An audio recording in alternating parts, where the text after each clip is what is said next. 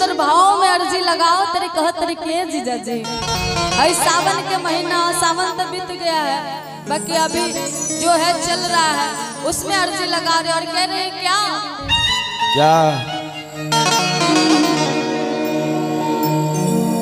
जीजा भोरे से बिया तैयारी जी,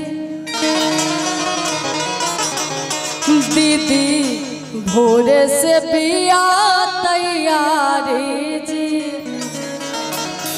जीजा लेके आइए जल्दी गाड़ी जी।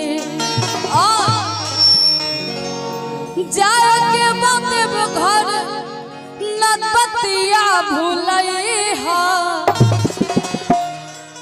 आज जाए के बाते घर नतबतिया भूलई हा, हरियर हरियर चुड़िया जीजा हमर के ले आई हा, हरियर हरियर चुड़िया जीजा हमर के ले आई हा, दीदी भोरे से बिया तैयारी जी, जीजा के आई जल्दी गाड़ी जी।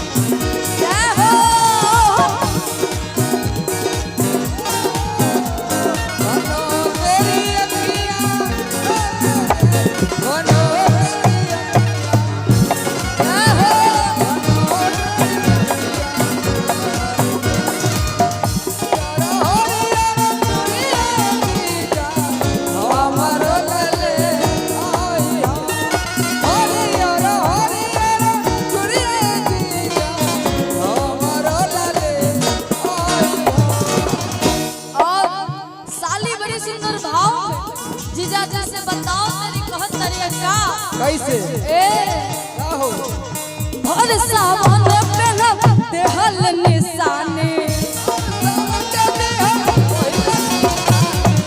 आज न सुखराव हम जानताने,